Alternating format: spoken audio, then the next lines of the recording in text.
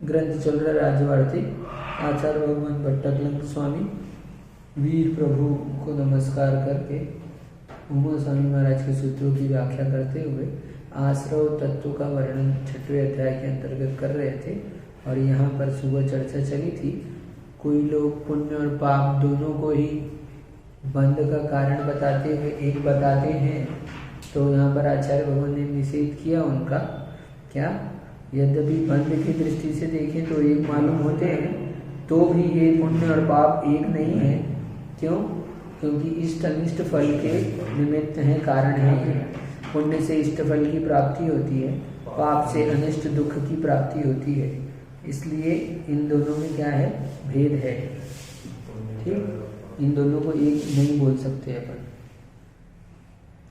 शुभ परिणाम घातिया कर्म के आश्रव का निमित्त होने से ऊपरी कथित निर्देश घटित नहीं होता। शुभ परिणाम घातिया कर्म के आश्रव का निमित्त होने से, जो ऊपर आपने कहा है कि पुण्य और पाप इष्ट अनिष्ट फल के गिरने वाले हैं, तो ऐसा जो है ऊपर आपने जो निर्देश किया है वो यहाँ पर घटित नहीं होता, ऐसी उनकी आशंका है। तो ऐसी आशंका नहीं करनी चाहिए। क्यों? क्योंकि यह इतर कर्मों की अपेक्षा वर्णन है। प्रश्न है अब यहाँ पर। प्रश्न, शुभ योग पुण्य आश्रव का कारण है, यह अनिर्देश है। अज्ञापक निर्देश को अनिर्देश कहते हैं। क्योंकि घाती कर्म बंध का हेतु शुभ परिणाम है। प्रश्न क्या है? हाँ। अर्थात जब घाती कर्मों का बंध भी शुभ परिणामों से होता है, तो शुभ पुण्य से शुभ परिणाम पुण्य आश्रव के कारण है, यह निर्देश व्यर्थ हो जाता है। ठीक, ऐसा उसका प्रश्न है। उत्तर सुनो। ऐसा नहीं है। क्यों? क्योंकि इतर पुण्य पाप को की अपेक्षा से यहाँ वर्णन है। अर्थात अघातीय कर्मों में जो पुण्य पाप है, उनकी अपेक्षा पुण्य पाप हेतु का निर्देश है। क्योंकि घाती कर्म बंध का स्व विषय में निमित्तत्व है। क्योंकि घाती कर्म बंध का जो है स्व विषय में निमित्तत्व है, ऐसा मानो। अथवा या फिर घाती कर्म बंध का स्व विषय में निमित्त है। स्व विषय में क्या लेगा? घाती कर्म तत्व का।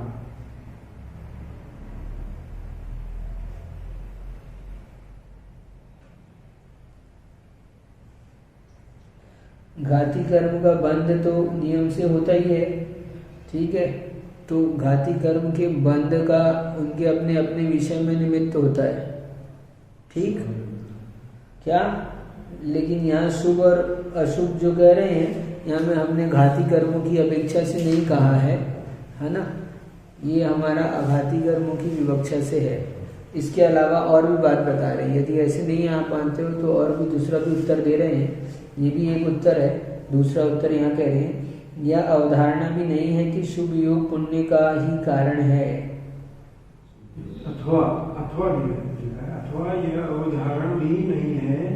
अवधारणा यह अवधारणा भी नहीं है कि शुभ योग पुण्य का ही कारण है।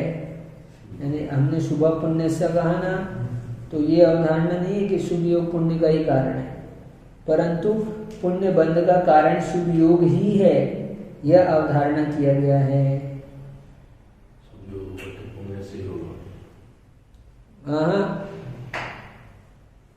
कह रहे हैं शुभ योग से पुण्य ही बंधे, ये अवधारणा नहीं है। अवधारणा क्या है? पुण्य यदि होगा तो वो शुभ योग से ही होगा, ये अवधारणा। उसके अलावा अशुभ योग से पुण्य कभी नहीं हो सकता। लेकिन शुभ योग से फिर ये भी होगा ना कि अच्छा हाँ, उस समय आपका बंध तो हो सकता है। परिणाम कैसे हैं? घाती कर्म की अपेक्षा से पुण्य योग में भी अशुभ चल रहा है, ऐसा कहने का मतलब है। क्योंकि घाती कर्म है ना, ज्ञानानुदर्शनांतर है, उसका समय समय में उदय है, उदय बोली तो फिर बंद भी है।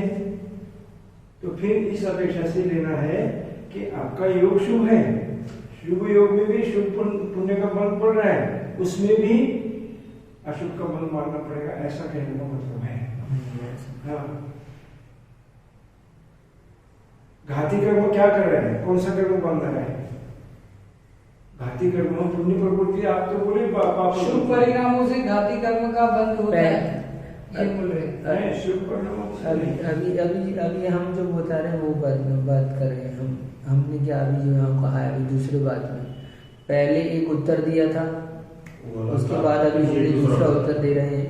क्या दे रहे हैं? दूसरा उत्तर ये दे रहे हैं हम कि शुभ योग से पुण्य बंद होता है, ऐसा नियम नहीं है। पर पुण्य यदि होगा, लेकिन पुण्य बंद होता है तो शुभ योग से ही होता है, ये नियम है। क्या उसने अवधारणा उल्टी पकड़ी है, इसलिए उसको ये डाउट लग रहा है। तो हमारी अवधारणा ऐसी नहीं है, हम पुण्य बंद के लिए शुभ योग को निश्चित कर रहे हैं, ये हमारी अवधारणा है। आवश्यकता नहीं है कि पुण्य बंद होगा ही होगा। हाँ ठीक है, पुण्य बंद ही हो ऐसा नहीं है, ठीक। पर पुण्य ऐसा नहीं है। हाँ तो ऐसा नियम नहीं है, लेकिन जब पुण्य शुभ बंद होता है ऐसा बोलते ना अपन, शुभ परिणामों से शुभ फल प्राप्त होता है। तो क्या है विवक्षा आपकी वहाँ पर? विवक्षा ये अच्छे से सही होता है ऐसा। हाँ अशुभ से अशुभ होता है। वहाँ परिणाम को लेकर कह रहे हैं, परिणाम से ही होगा, है ना? शुभ परिणाम से शुभ होता है, तो कोई बात नहीं, है। इसमें कोई बात ही नहीं है। बिल्कुल योग भी तो वही हो गया ना। हाँ योग देखेंगे यानी परिणाम ही होगा। हाँ लेकिन बात क्या कह रहे हैं, शुभ योग से पुण्य ही बंधे, ऐसा नहीं है। पाप भी बन सकता है, तो पाप तो बन ही रहा ना, शुभ योग और इसलिए ये अवधारणा नहीं बनाई हमने। अच्छा शुभ योग से पाप बन भी अपने को स्वीकार करना पड़ेगा। वो तो है ही स्वीकार, सुबह बताया था, वो तो अपनी चर्चा चली थी अपनी, ठीक है। क्या एक बात आई बात पकड़ में कि शुभ योग से पुण्य ही बंधे, ये अवधारणा हमारी नहीं है। हमारी अवधारणा ये है कि पुण्य बंद होगा तो शुभ योग से ही होगा, ये अवधारणा है। मतलब पुण्य के लिए शुभ योग आवश्यक है। हाँ पुण्य बंद के लिए अभी और क्लियर होता है, सुनो आगे। उस समय में घाती कर्म कुछ कार्य नहीं करता, पुण्य बंद करते समय।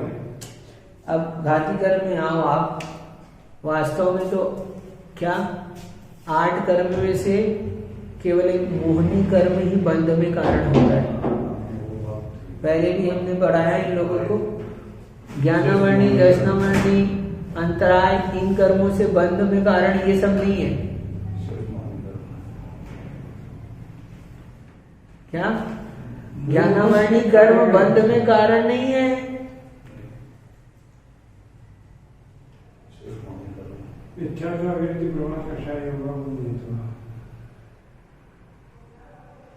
मोहनी तो है, मात्र नहीं है। मात्र मैंने आपको 2 बार बोला था पहले, मोहनीय सब कार्यकारी है। हाँ? राजा है वो, राजा है, राजा? वही कार्य किया है, उसी से बंद हो रहा है। ज्ञानावर्णी के कारण से नहीं। हम ने वो सुबह पहले अपना व्याख्यान हम सुबह पढ़ाते थे, तो उसमें आया था शायद, कई बार बीच बीच में बोला हमने इस बात को। तो ये ऐसा अपने को जानना चाहिए, इसलिए ज्ञान मूल आओ अभी अपन इधर आओ, ठीक है। तो हमारी अवधारणा क्या है कि पुण्य बंध का कारण शुभ योग ही है, ये अवधारणा है हमारी। इससे यह ज्ञात होता है कि शुभ योग पाप आश्रव का भी हेतु हो सकता है, इसमें कोई विरोध नहीं है। आघातीय कर्म बोल रहे हैं, अर्थात आघातीय कर्मों में जो पुण्य पाप है उनकी अपेक्षा पुण्य पाप हेतु का निर्देश है, क्योंकि घाती कर्म बंध का स्व विषय में।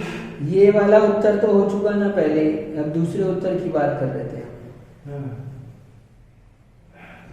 ठीक, ऊपर वाला क्या कह रहे हैं, इतर पुण्य पाप की अपेक्षा से यहाँ वर्णन किया है हमने। हमने जो वर्णन किया ना, शुभ पुण्य से शुभ पापस्या, ये घाती कर्मों की विवक्षा से नहीं किया, पहली बात अघाती कर्मों की विवक्षा से किया है। सही है, क्यों? क्योंकि घाती कर्म तो पाप रूप ही है, घाती कर्म पाप रूप ही है ना, उसमें पुण्य कहाँ है? तो इसलिए हमने शुभ पुण्य से शुभ पापस्या किया, तो ये अघाती कर्मों की विवक्षा से कहा है। घातियों की चर्चा नहीं होगी। तो घाती कर्म है क्या अभी नष्ट होने गए ना, केवल भगवान की अपेक्षा से है। नहीं, किसी भी व्यक्ति के लिए कर रहे हैं हम, केवली भगवान के कहाँ योग बना रहे हैं अभी अपन। नहीं, आघातीय कर्म की अपेक्षा से आप कर रहे हैं, घाती कर्म की प्रेजेंट में हो रहे हैं, सब प्रेजेंट है ना, संसारी जीव के है ना, प्रेजेंट कैसे नहीं है? विवक्षा का मतलब यहाँ पर हम ये कहना चाहते हैं कि शुभ नहीं, आप गलत लगा रहे हो, वैसे नहीं बता रहे हैं। हम बता रहे हैं कि शुभ योग से पुण्य का बंध होता है, ऐसा नहीं, अशुभ योग से पाप का बंध होता है। अभी ऐसा है बता रहे हैं।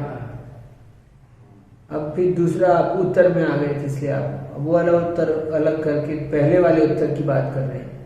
तो यहाँ पर हम कह रहे हैं कि घाती कर्म जो है वो स्व-विषय में, हमारी विवक्षा अघाती कर्मों की है।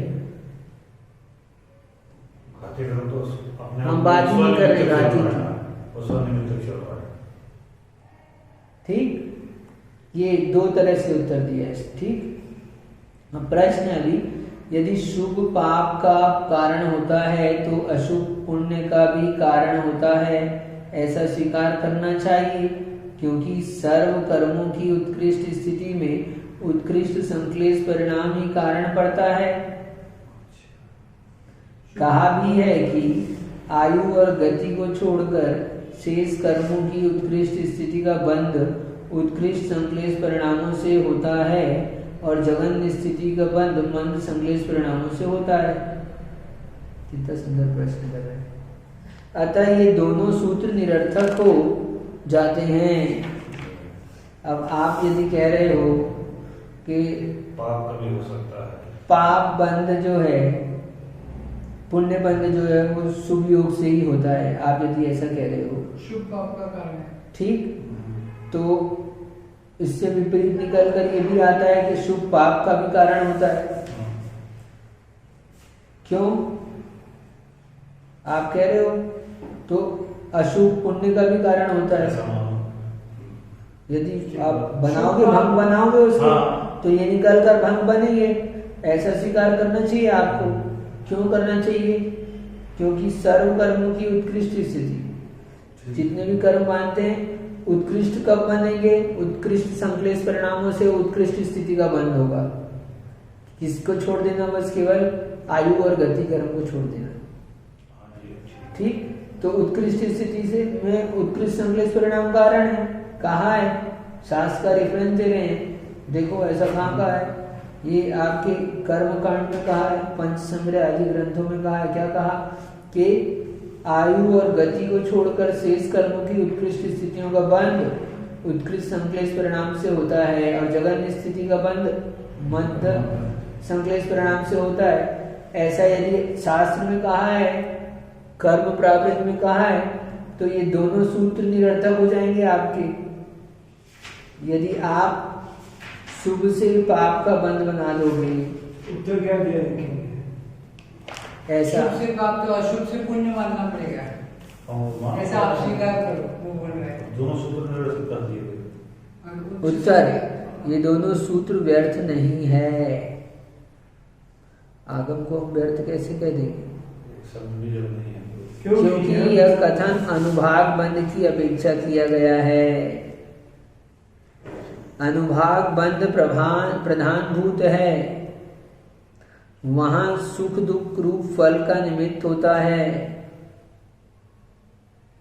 वही अनुभाग बंधी। और सर्व शुभ प्रकृतियों का उत्कृष्ट अनुभाग बंध उत्कृष्ट विशुद्ध परिणामों से और समस्त अशुभ प्रकृतियों का उत्कृष्ट अनुभाग बंध उत्कृष्ट संश्लेष परिणामों से होता है। क्या बात कही? यद्यपि उत्कृष्ट शुभ परिणाम अशुभ कर्म प्रकृतियों के भी बंध के कारण होते हैं, तथापि बहुत शुभ से के कारण शुभ पुण्यस्य यह सूत्र सार्थक है।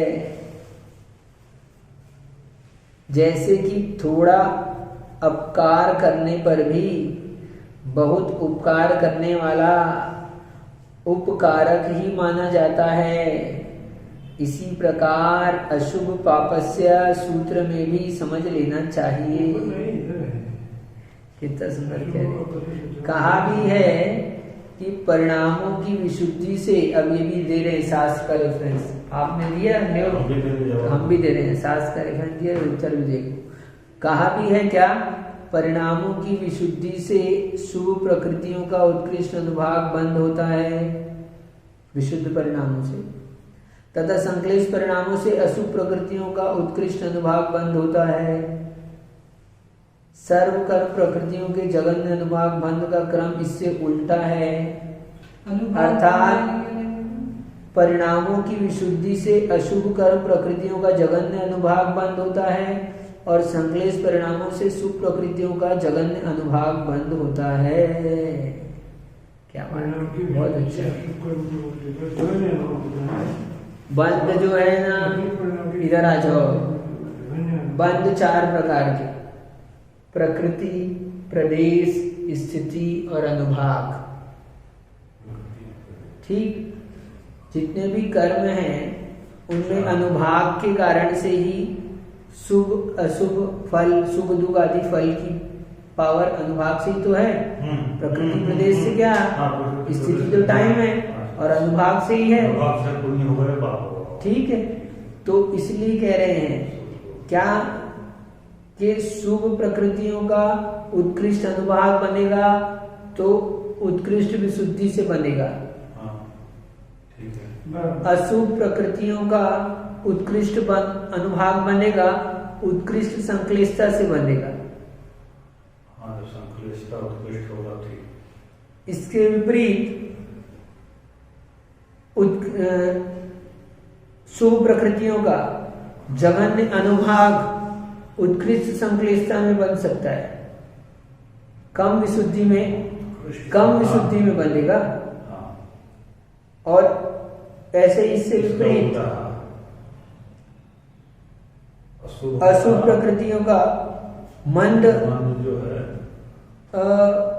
अनुभाग, जघन्य अनुभाग उत्कृष्ट विशुद्ध परिणामों में बंधेगा। हाँ, ठीक। ऐसा भंग बनाओगे तो ये बात आपकी सेट हो जाएगी। ऐसा होता है, इसलिए हमने बहुत अधिक में थोड़ा सा है तो वो नगण्य है,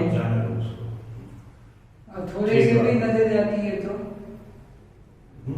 थोड़े से भी नहीं, तो मेजर को यार में हमेशा काउंट करेगा ना, वही तो कहा कि भाई जिसको हम तो कह रहे हैं जो ज्यादा है उसको ही कहेंगे। अच्छा दिखाई कि थोड़ा उपकार करने पर भी बहुत उपकार करने वाला उपकार बस वही बात।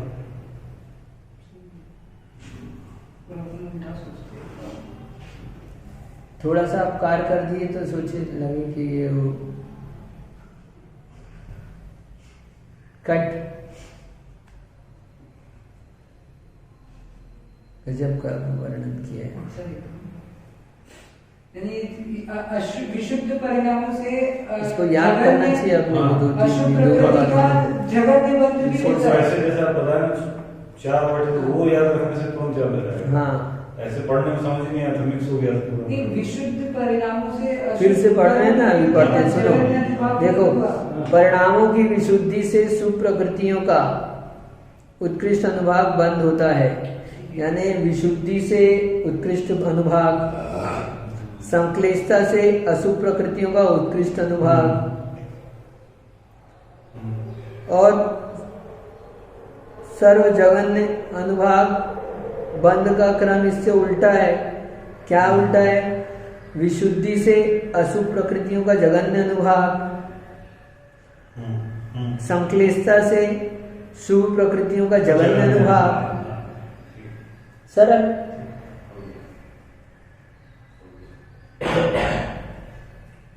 तीसरा क्या था कि विशुद्धि से एकदम सरल है, ऐसे पढ़ोगे, ऐसे पढ़ोगे तो नहीं आएगा। तुम अपना दिमाग लगाओ, सीधा नॉर्मल हो जाओ, सीधा सामान्य हो जाओ। क्या आदमी विशुद्धि के भाव होंगे तो पाप बंधेगा कि नहीं बंधेगा, पुण्य बंधेगा कि नहीं बंधेगा, नहीं बनेगा, दोनों भी बंध रहे हैं, ठीक है। अब विशुद्ध परिणाम है तो पाप कितना बंधेगा, जरा सा। जगन विशुद्ध परिणाम है तो पुण्य कितना बंधेगा, ज्यादा बंधेगा, इतनी सी बात है। खेल विशुद्ध आ जाओ, संक्लेशता करोगे तो पुण्य कितना बंधेगा, जगन्य बन सकता है। और संक्लेशता करोगे पाप कितना बनेगा, इतनी सी बात बता रहे हैं, सीधी सीधी ऐसे लगा लो, यानी कुल सहज मिला के होकर। विशुद्धि और संश्लेषता का खेल है पूरा मोक्ष मार्ग। अभी उधर पे क्यों चले गए तुम, कैलकुलेशन में आ जाओ इधर, तो अभी तो कैलकुलेशन चल रहा है, वो तो तुमको मालूम ही है, कंफर्म करना वो तो सब पता है, वो अपने को कंफर्म की क्या जरूरत है। निर्णय दृढ़ हो जाता है उससे, एक बार फिर से repeat करना। हाँ तो फिर कंफर्म कर लो, ठीक है, दृढ़ कर लो निर्णय, विशुद्धि और संक्लेशता से ही तो मोक्ष मार्ग है। तीसरा भंग परिणाम और विशुद्धि संक्लेशता से रहित होकर जो परिणाम है वो मोक्ष मार्ग है, ठीक है, ठीक। अब वो भी तो कंफर्म कर लो, वो तो आएगा वहां पर, जब तुमने चैनल चेंज किया है तो हमने भी बता दिया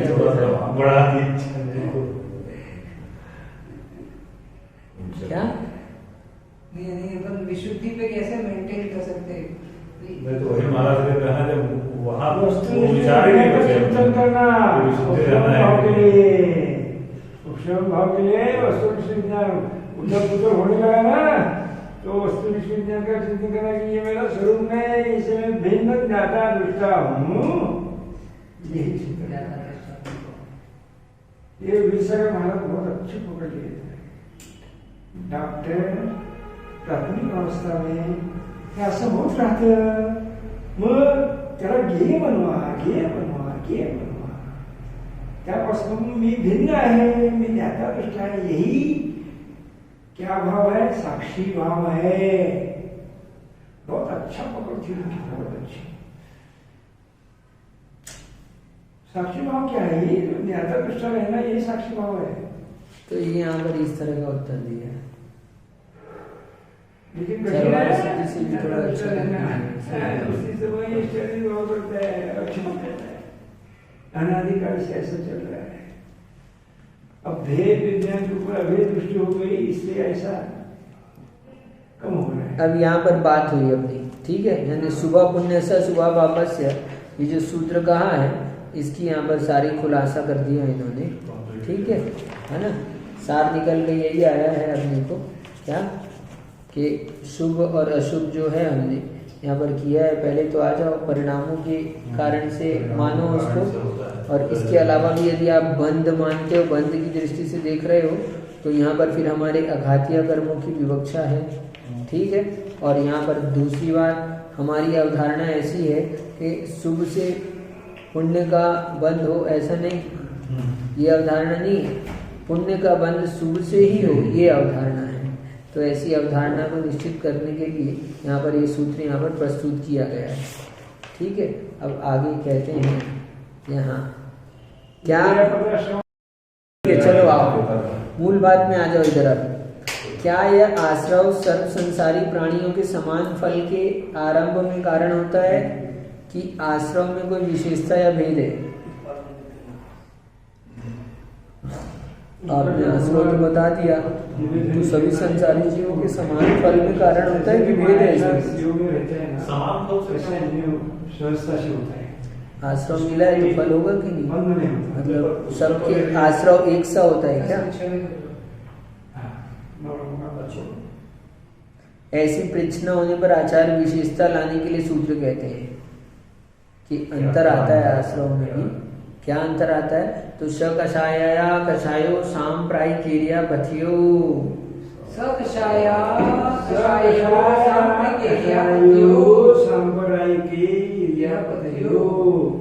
स कषाय यानी कषाय सहित, स कषाय कषाय सहित जीवों के सांप्रायिक और अकषाय क्रम से लिखा है। सकषाय कषायो यानी अकषाय योग। अकषाय यानी कषाय रहित जीवों के इडियापद आश्रव होता है।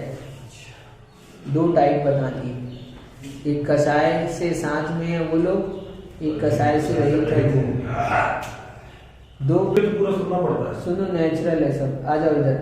दो प्रकार के स्वामियों की अपेक्षा आश्रव भी दो प्रकार की प्रसिद्धि है। आश्रव की भी दो प्रकार के स्वामी हो गए, तो दो प्रकार के स्वामी होने से आश्रव की भी दो प्रकार की सिद्धि है। कैसे? सकषाय और अकषाय से आश्रव के दो स्वामी हैं।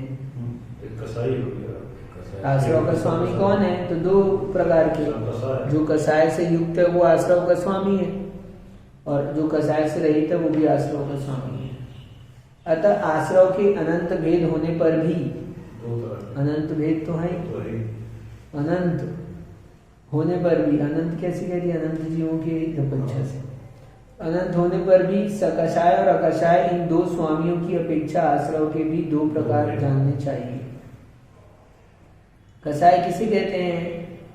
कसता है, संसार में बांध के रखता है, दुख देता है, त्रस्त करता है, त्रस्त। बहुत अच्छे से देखो, फिर सुनो आप आ रहे हैं। जो आत्मा को कसे, दुख दे, वह कषाय है। मंद कषाय तो अच्छी लगती है, ऐसा लगता है। कषाय कौन सी भी अच्छी नहीं लगती गुरु जी। अरे किंचित मात्र भी कषाय का है, आप समझ नहीं रहे मैं क्या बोल रहा हूँ। मोक्ष चैनल चेंज कर देते हैं। अब क्या नहीं, कोई जीव है जिसको वास्तव में कषाय क्या होता है वो भी नहीं मालूम, मंद कषाय नहीं, उसको तो तीव्र कषाय भी अच्छी लगती है, इसी का तो कषाय में फंसा हुआ है सब आदमी। तो वो उसके लिए कषाय का कोई अब मैं ये नहीं बता रहा हूँ आपको, अब ये बता रहा हूँ, सुनो बात, बता रहे काम की बात सुन लो। क्या आप मंद कषाय और तीव्र कषाय की परिभाषा में आपके मंद और तीव्र आपको पता ही नहीं क्या होता है? क्या? अनंतानुबंधी तीव्र कषाय। तो जिसने मिथ्यात्व नहीं छोड़ा है, शांत बैठ के ध्यान भी कर रहा है, वो तीव्र कषाई है। क्या? इसीलिए मैं बीच में बोल दिया आप तुम लोगों को, नहीं तो पूरी तुम्हारी अब पूरी परिभाषा एक तरफ चली गई सब।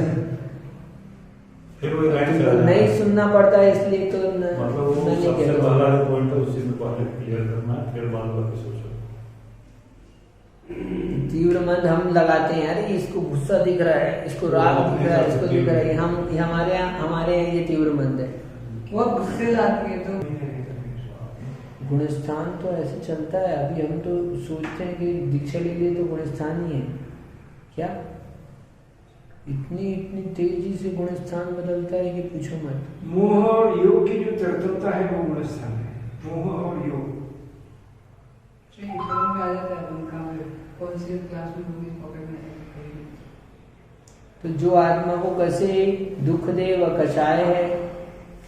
क्रोधादि परिणाम कषाय है, क्योंकि ये क्रोधादि परिणाम आत्मा को दुर्गति में ले जाने के कारण होने से आत्मा को कसते हैं, आत्मा के स्वरूप की हिंसा करते हैं, अतः ये कषाय हैं। आत्मा के स्वरूप की हिंसा, स्वरूप जो है तो क्या था? क्षमा स्वरूप है, अकषायत्व भाव, उपशमन भाव। हाँ, कषाय की अनुपत्ति ही स्वरूप है। देख राहुल, कितना भी बाका प्रश्न आया ना, बिल्कुल नहीं। अब शांति से सहन करना, सब कर्म निजर हो जाती है। कठिन है लेकिन कष्ट। या फिर सुनो, अभी एक परिभाषा नहीं अथवा कषायले पदार्थ के समान, कषायले पदार्थ के समान कर्म रज के संश्लेष में कारण होने से क्रोधादि परिणाम कषाय है। संश्लेष यानी क्या करना? चिपकने में।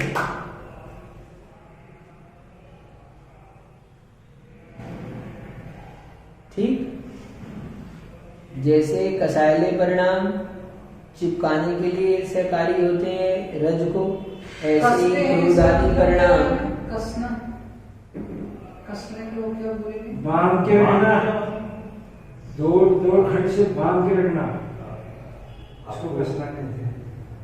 अनंत समय के लिए मान लिया संसार में अलग प्रकार से हम हैं गुरु जी, हम गिल्ली डंडा महावीर भगवान के साथ खेले हैं।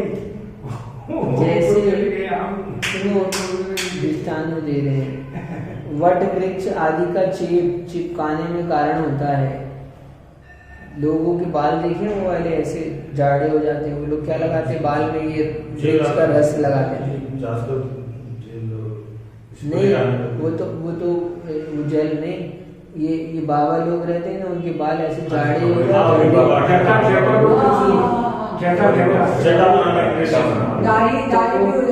वट का रस लगा लिया, वट का रस लगा लिया तो पूरे चिपक जाते हैं, और धूल मिट्टी चिपक जाती है पूरी, तो वो सहन करते हैं परिचय। जो होते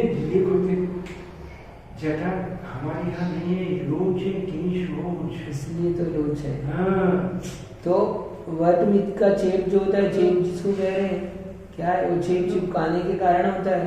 वैसे ही आत्मा के क्रोधादि परिणाम भी कर्म बंधन के कारण होने से कषाय कहे जाते हैं।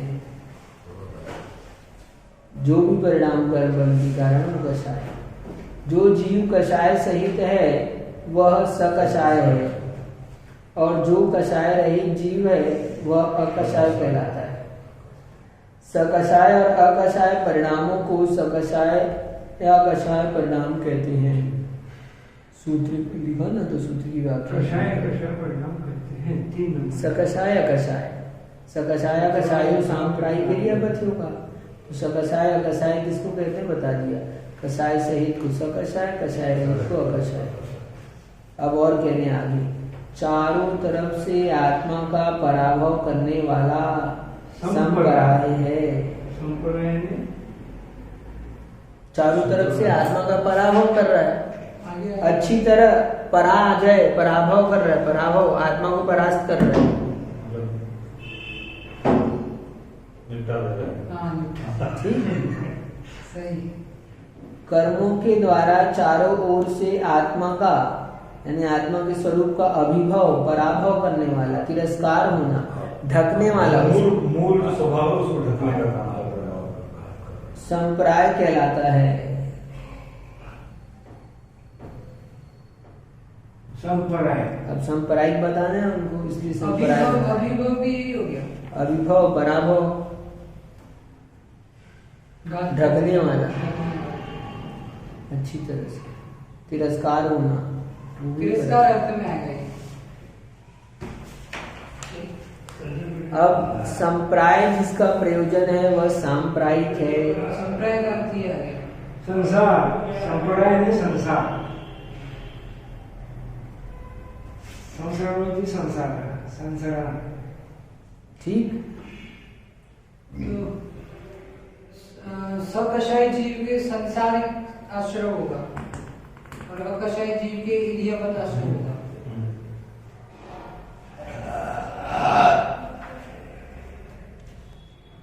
सकषाय, ठीक।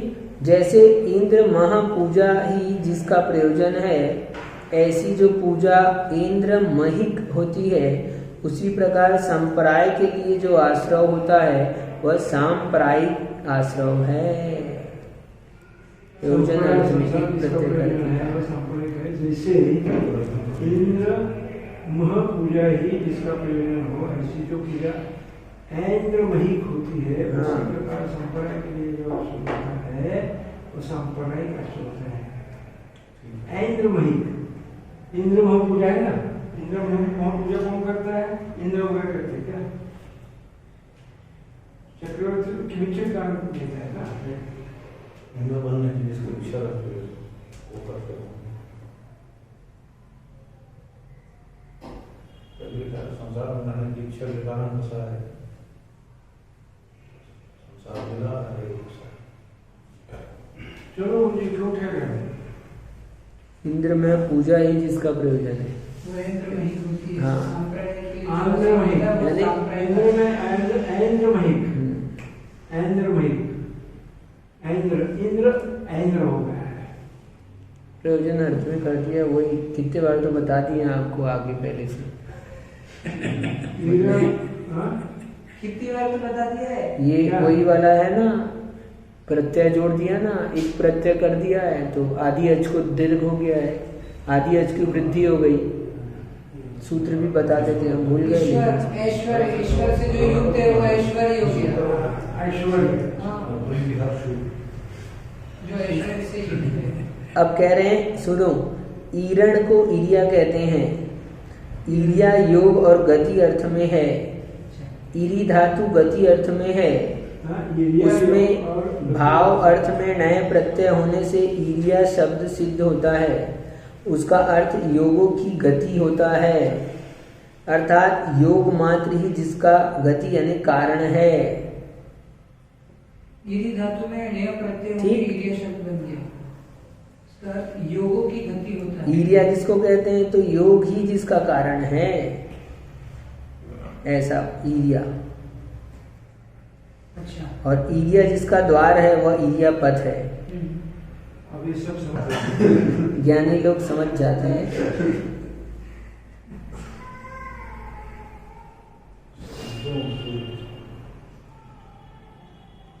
तो ईरिया जिसका द्वार है वह ईरिया पथ है। ईरिया यानी योग। ईरिया योग और गति अर्थ में है। ईरी धातु गति अर्थ में है और ईरी धातु से नया प्रत्यय करके ईरिया शब्द सिद्ध होता है, तो उसका अर्थ यहाँ पर योगों की गति होता है। ऐसा है, यानी क्या योगों की गति का क्या मतलब है? तो योग मात्र ही जिसमें कारण है, गति यानी कारण है, योग ही कारण है जिसमें। ऐसा कषाय कारण नहीं है, योग ही कारण है मात्र। इतने सारे दिए ना, अन्य और कोई कारण नहीं है। मिथ्यात अविद्यति प्रमाद कषाय योग, सिर्फ और सिर्फ योग। तो केवल योग ही जिसमें कारण है, कसाय हो तो फिर वो तो उधर कुछ भी नहीं आएगा इसमें। चार ठीक। नहीं, ईरिया पद में ना, ईरिया पद में योग के कारण है। हाँ, वही ईरिया ईरिया पद का मतलब बता रहे हैं वहां पर, वही इसलिए योगी सिर्फ का। योग, ऐसा लगाना है इसको। ठीक, इसीलिए वो आया गया। योग ही जिसमें कारण है, ईरिया ही जिसका द्वार है। ईरिया जिसका द्वार है वह ईरिया पथ है। अच्छा, मेरे गलत। ईरिया यानी योग है और पंथा यानी द्वार, जिसका वह ईरिया पथ कहलाता है। ईरिया ने योग है, पंथ यानी द्वार। ईरिया ही जिसका द्वार है वो ईरिया पथ है। फिर योग के माध्यम से योग पद जिसका किसने कहा? आश्रय हो रहा है। ईरिया पद का कहने के बगैर योग पद कहना था। ईरिया पद कहा तो है, ईरिया का मतलब योग ही तो है ना। वो ना कोई, लेकिन ईरिया पद कहने से योग पद क्या? तो ईरिया को एक वार्ता ज्यादा है। तो बता कि समय योग फिर बहुत अर्थ में आता है, फिर उसकी विवक्षा करना पड़ती, फिर अपने को समझना पड़ता है उतना सारा। योग के कई अर्थ है ना। हाँ, फिर योग अर्थ समाधि भी है, योग अर्थ जोड़ भी है, योग का और भी अर्थ है। फिर एक और फिर हमने बताया है कि 32 अर्थ है गुरु जी। योग के 32 अर्थ है, मैंने रोज भी सुना है। नहीं तो और 11वीं बार में हमारे हिंदुस्तान में पास ज्यादा है। कषाय अपन कब तक मान रहे हैं? 10वीं तक। तो 11वीं बार में हिंदुस्तान में अपन ईरिया पद आश्रम नहीं बोलते। बोलते ही हैं। सुबह ही तो बोला था आज, जब इनका प्रश्न सुबह जब चर्चा चली थी तो हमने यही तो कहा था। अच्छा, ठीक है। ईरिया पद में एक होता है कि उसी समय में आता है, उसी समय में बंद होता है, उसी समय में निर्जर होती है। ये पकड़ना। अर्थात जो कर्म मात्र योग से ही आते हैं, आना मात्र ही जिनका कार्य है, और खाली आएंगे वो बस। वे ईरिया पथ आश्रम के आश्रव कहलाते हैं। सकषाय आत्मा के सांप्रायिक कर्मों का आश्रय होता है और अकषाय आत्मा के ईरियापद आश्रय होता है। ऐसा यथा संख्या लगाना चाहिए। जैसे सांप्राय कषाय का वाची है, मिथ्या दृष्टि से लेकर सूक्ष्म सांप्राय गुणस्थान तक कषाय के उदय से आद्र परिणाम वाले जीव के योग के द्वारा आए हुए कर्म भाव से उपश्लिष्यमान वरगणाएं गीले चमड़े पर आश्रित धूली की तरह चिपक जाती है, उसमें स्थिति बंद हो जाता है, वह सांप्रदायिक आश्रव कहलाता है। मिश्र शब्द जैसे उपशिष्यमान, शिष्य शिष्यमान नहीं शिष्य उपश्लिष्य श्लिष्य उपश्लिष्य ना उपश्लिष्य Why you are making complicated? नहीं not complicated we are making complicated ठीक। मतलब योग से उधर में तो उपश्लिष्य उपशांत कषाय उपश्लिष्य जैसे वही वाला प्रश्न मारता हुआ जिसको समझ में आया आपसे पूछा था, उधर में तो आया ही आया, उस समय भी कसाय हम और मान रहे हैं, गुरु जी एक लंबे समय तक खींचा जाएगा। योग है तो उदय तो होना ही होना है, कसाय नहीं है, योग है तो आएगा और चले जाएगा। तो हमारे कषाय रहती है। हमारे संपर्क है गुरु जी उपशांत कषाय, क्षीण कषाय और संयोग केवली के योग क्रिया से आए हुए कर्म कषाय का छेद न होने से, कषाय के अभाव में बंध का अभाव होने से सूखी दीवार पर पड़ी हुई धूली के समान द्वितीय क्षण में ही झड़ जाते हैं, बंद स्थान को प्राप्त नहीं होते। यह इरियापद आश्रव है। द्वितीय क्षण में झड़ जाते, द्वितीय क्षण में आए गए ऐसे ना, द्वितीय क्षण यही होता है। हमने अभी तक ऐसा उसी क्षण बोल रहे हैं, वही क्षण में तो फिर अनंतर समय अनंतर समय ध्यान से पक्का करना है, कुछ गलती है क्या वो सुधार करना पड़ेगा। द्वितीय समय पर तो फल देना पड़ेगा उसको। नहीं, अनंतर समय लिखेगा। अनंतर समय निर्वर्तमान इरियापद मित्युच्यते। ये अनंतर समय निर्वर्तमान यानी अगले ही समय में। द्वितीय समय कहने का मतलब क्या है? द्वितीय समय यानी दूसरा नहीं, यानी जिस समय में बंधा है उसके अगले ही समय में झड़ गया। जिस समय बंधा है उस समय में, जिस समय में आया उस समय में झड़ा, कैसे बनाएंगे? तो बनेगा नहीं ना, नहीं बनेगा क्योंकि समय सबसे छोटा है। एक समय तो लगेगा, आया और झड़ गया। एक समय का उसको फल मानना पड़ेगा ना। नहीं माना, एक समय रहता तो एक समय आश्रम का बोल रहे हैं। 3 होते हाँ। तो एक समय मानते, 2 ही समय है ना, तो आया और चले गया। आश्रम और निर्जरा हाँ। एक क्षण में फल देने के लिए उसको एक समय और रुकना पड़ता है। ठीक है। हाँ। अब यही समय खत्म हो जाता है। इसको देखना पड़ेगा है कि अपने पास ये